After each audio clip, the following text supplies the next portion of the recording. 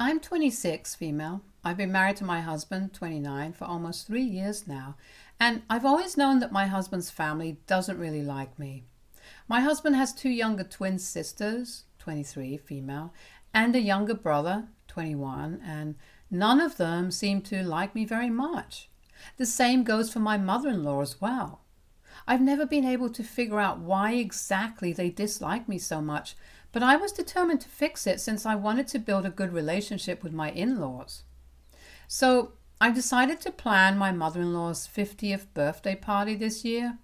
My husband advised me against it, saying that if his family doesn't seem to like me, then I should just let it be instead of going out of my way to be nice and win them over. But I ignored it since I really wanted to be on good terms with them. I'm just a people person, and I couldn't stand the thought that these people seemed to dislike me for no apparent reason, and I had to make it right. So a few days ago, I started planning for the party and even tried to get my husband's siblings involved, but they weren't interested at all and told me to do it all myself if I wanted to. I booked one of my mother-in-law's favorite restaurants where she and her late husband used to go on dates all the time and paid for all the food and decor well in advance. In fact, I even overlooked it all myself and made sure that all of it was up to my mother-in-law's taste and standards, as she was really particular about things like these. I even invited a few of her closest friends and some of our relatives after consulting my husband regarding who she'd want there. Basically, I paid for everything and planned it all out on my own with a little help from my husband, while her own kids did absolutely nothing to help and didn't even contribute financially. Yesterday, on the eve of her birthday, we visited her even though my husband didn't want to. Anyway, once we got there, we noticed that her other kids were already there, and they looked pretty surprised to see us but didn't say anything. After a bit of small talk, I finally came to the point and told her that we'd be expecting her at the restaurant in the evening tomorrow since we had something planned for her. She smiled and thanked my husband for it, but he told her that it was all me and I was the one she should be thanking. Her face soured instantly, and I was pretty confused for a second. I told her that I'd invited all her close friends and some of her family members, and I'd made sure that I picked out all her favorite food as well, in an attempt to get her to acknowledge my efforts. But a nasty look took over her face, and she proceeded to say thanks in the most false, sugar-coated tone, before telling me that while she appreciated my efforts, she was sorry that I wouldn't be attending. I was shocked and asked her why, to which she replied that she wanted her 50th to be special, so she wanted it to be a family-only event, and while she did consider her friends as family, she didn't consider me family at all, so she'd appreciate it if I made myself scarce the next day. My husband and I looked shocked to the core, and I realized in that moment that he'd been right all along, and I never should have put in any effort at all, since she was clearly never going to appreciate any of it ever. My husband's siblings, on the other hand, looked like they were going to burst out laughing any second, which is what pissed me off even more. So I got up, told her that she could go to hell, and if she dared to show up tomorrow, then I'll have security escort her out. That wiped the smug looks off all their faces, and my mother-in-law told me that I was being cold and cruel, so I just laughed in her face and said that it was pretty rich coming from her. After a bit of back and forth where she tried to convince me that I was wrong, I told her that she didn't deserve anything nice and that my decision was final. She and her kids looked furious, and right before I left, she started crying, probably as a last-ditch effort to make me feel sorry, but I didn't care anymore. I was livid on the drive home and tried to cancel the reservation, but since it was too late, there was nothing I could do. My husband looked pretty uncomfortable about this whole thing, but refused to make any comment apart from saying that I did the right thing, and then went out for a smoke once we got home, which was fine by me since he'd never been too expressive when it came to his family, and preferred to stay out of these things, and moreover, I was the one who had ignored his advice, so it was nice of him to not rub it in my face. Anyway, since I'd already paid for the place and food, I decided to cancel all the invites, which was pretty last minute, and ticked off a lot of the guests, but they were mostly my mother-in-law's friends, so I didn't care. Instead, I called over some of my own friends to make it all worth it, since I was pretty annoyed about everything that had happened. My husband also joined in, and I also got him to invite a few of his friends so that we could party. We got rid of the decor just in time before they came and had a total blast. I posted all the pictures after I came back home today, and my sister-in-law texted me saying that I'd ruined her mother's birthday and said that it was incredibly selfish of me to use the venue for myself, especially when I knew how much it meant to my mother-in-law. I don't feel particularly sorry about what I did and think it was perfectly reasonable, though. I'm just hoping I'm right. AITA for cancelling my mother-in-law's birthday party that I'd planned after she told me that I wasn't welcome there. Update 1. I told my husband about the message his sister had sent to me and asked him if I should apologize to his family, and he said absolutely not. In fact, he told me that he'd had enough of their behavior and thought that it would be best if we decided to cut them off entirely. This was a huge deal since his family relied on him a lot for money and stuff, especially my mother-in-law. My husband is relatively well off and runs his own company, so cutting his mother off would mean that she'd have to rely on her other kids instead, which was a problem as my husband's siblings were good for nothing and all switched jobs every few months. Truth be told, all of them were very dependent on them for money and stuff, so this was a huge decision. I tried to discourage him from doing so, but he was pretty adamant. I'm sure that there's something deeper at play here because, truth be told, I've always noticed that his family grew apart from him the longer we dated, and by the time we were getting married, he was quite detached from his family. It wasn't his own fault, since I remember him telling me several times that he would invite his family over for dinner while we were dating, and even in the initial stages of our marriage, but they'd always make up some excuse to avoid it. I was sure that I was part of the reason as well, and that was another factor that made me so desperate to build a relationship with my in-laws so that my husband could also reconnect with his family. I'm quite sure that there's something that my husband isn't telling me or hasn't told me because he's not the kind of person to simply abandon his family. He used to tell me earlier about how much family meant to him, and so this sudden decision, although fair in light of how my mother-in-law treated me a couple of days back, is very strange and out of character for him. I'm determined to get to the bottom of this because I don't want my husband to be miserable because of me or resent me in the future. I'm just hoping that he finally feels comfortable enough to tell me what made him take such a drastic measure now. Update 2. After a lot of pestering him, my husband finally opened up as to why he's cutting his family off after all these years. I knew that his father had passed away when he was 21, and his siblings were all in school back then.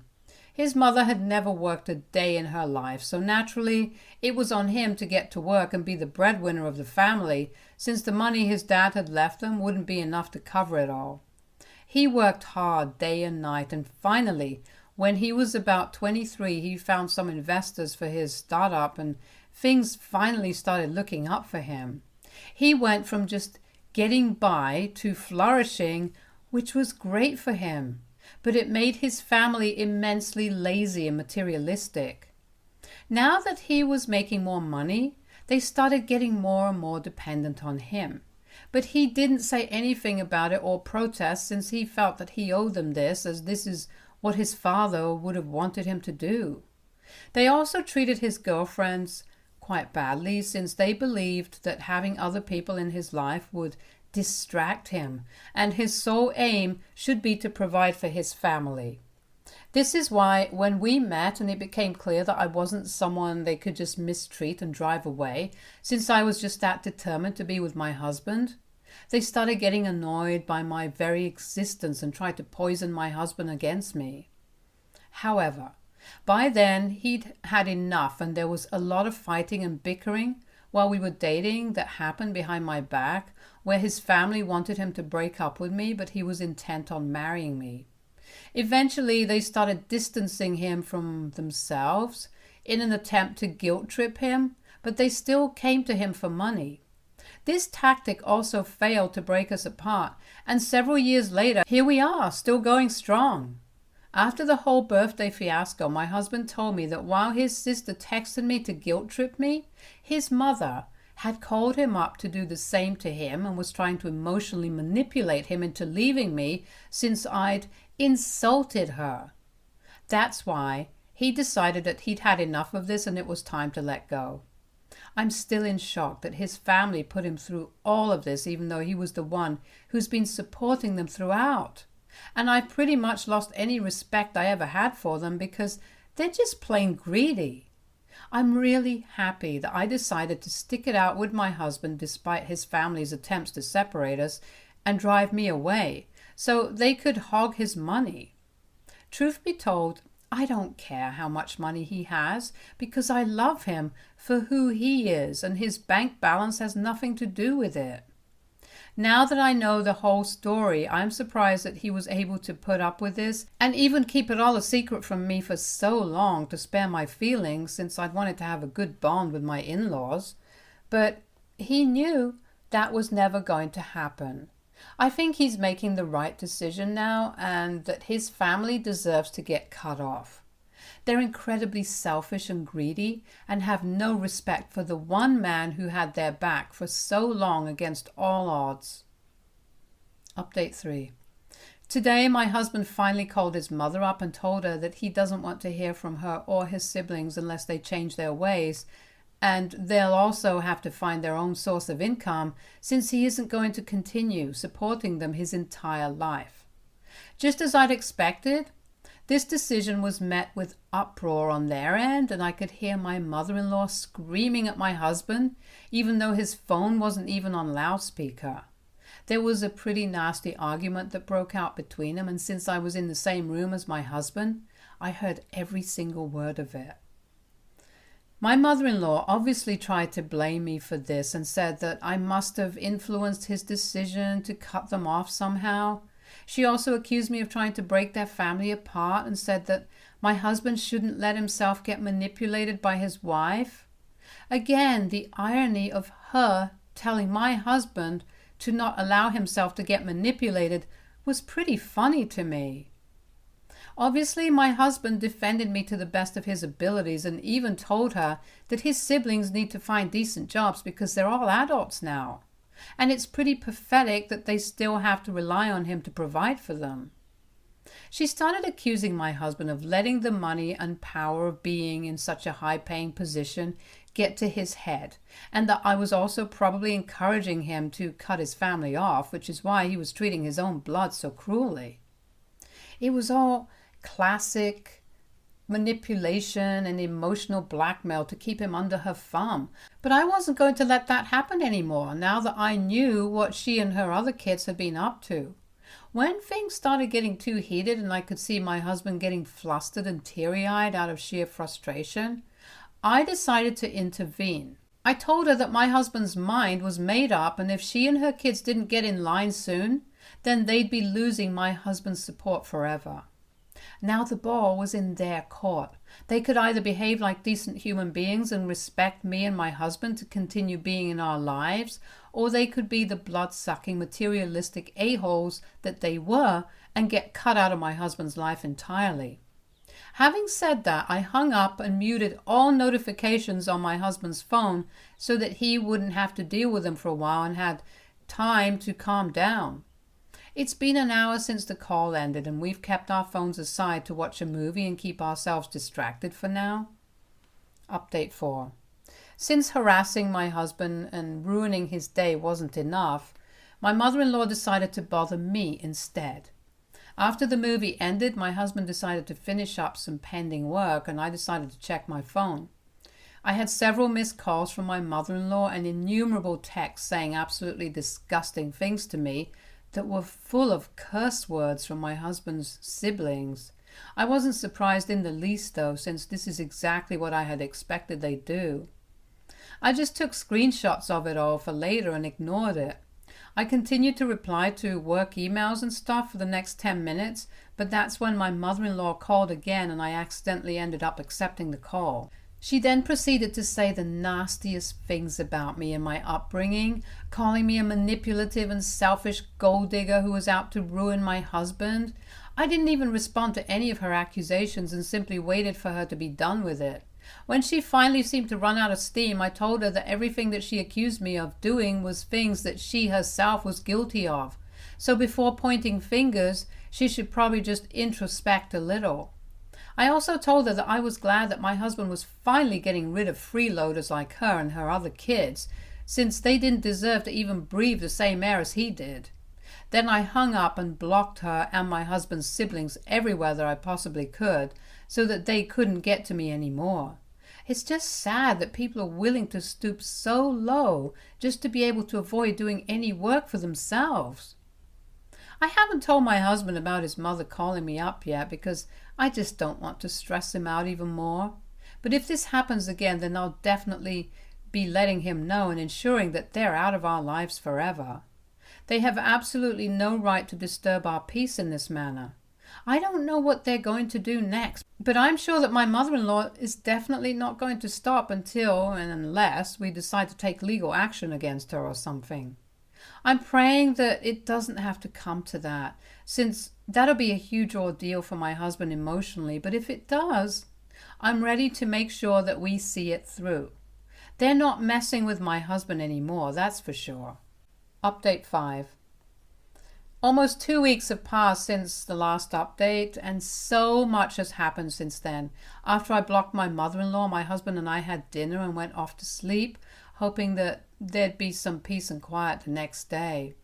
But the very next day, my mother-in-law showed up at our doorstep with her 3 grown children and demanded an explanation for everything that had been said and done so far. She looked pretty angry, and so did my husband's siblings, and I knew for a fact that this was going to be very stressful for my husband. I decided to stay in the room despite their protestations, saying that I had no right to be there because this was a family issue, and I'm not family.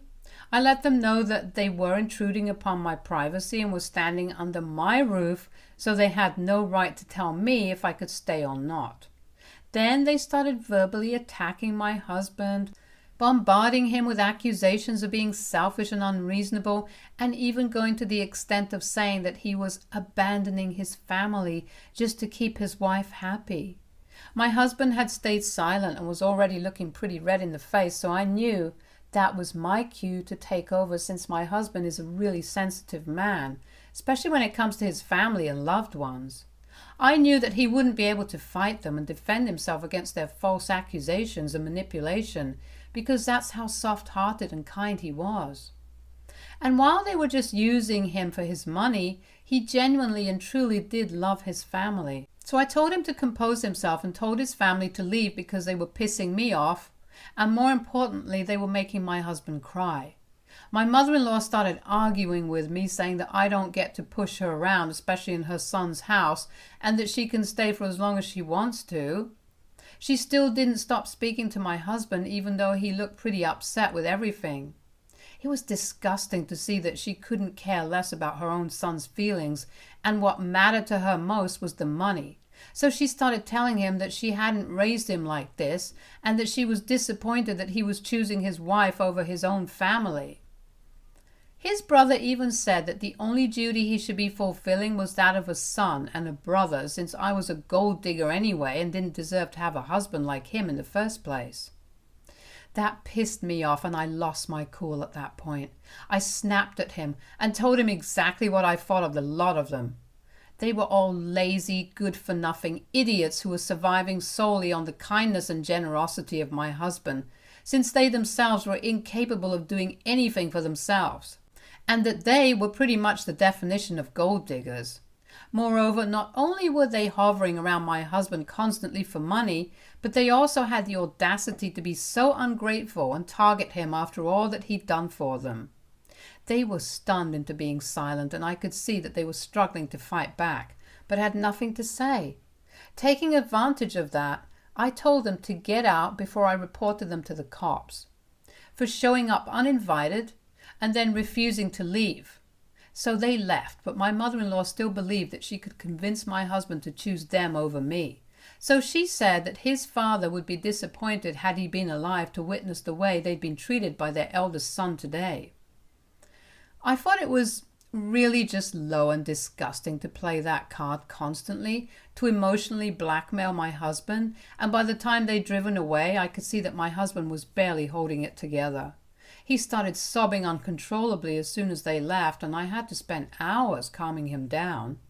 I felt terrible about this whole thing and wished that I'd never tried to throw my mother-in-law a birthday party in the first place at all. But then again, that was what had led to this can of worms being opened, and I'm grateful that this happened sooner rather than later. Anyway, after his family left, I blocked them everywhere from his phone and social media as well, and made sure that they couldn't get to us online. After he had calmed down enough, I told him that it was about time that we started looking into lawyers, because I was sure this wouldn't be the last that we would be hearing from his mother and siblings. And he agreed with that, because as much as he hated to admit it, he was well aware that his family was willing to go to any lengths to get some money out of him. So we started looking for family lawyers just to be on the safe side.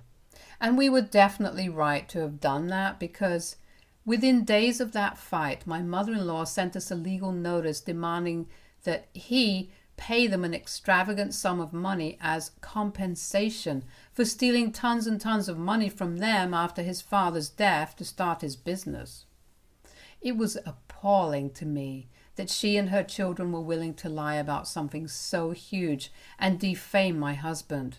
He'd never taken a single dollar from whatever his father had left them, but had only used money that he'd earned himself. He was completely self-made, and even claiming such a thing was an insult to his integrity, and I was furious that they dared to propagate such a lie. And since my husband's company is a pretty big one, it got a lot of people talking as well, which did affect his business too, and that was dumb on their part.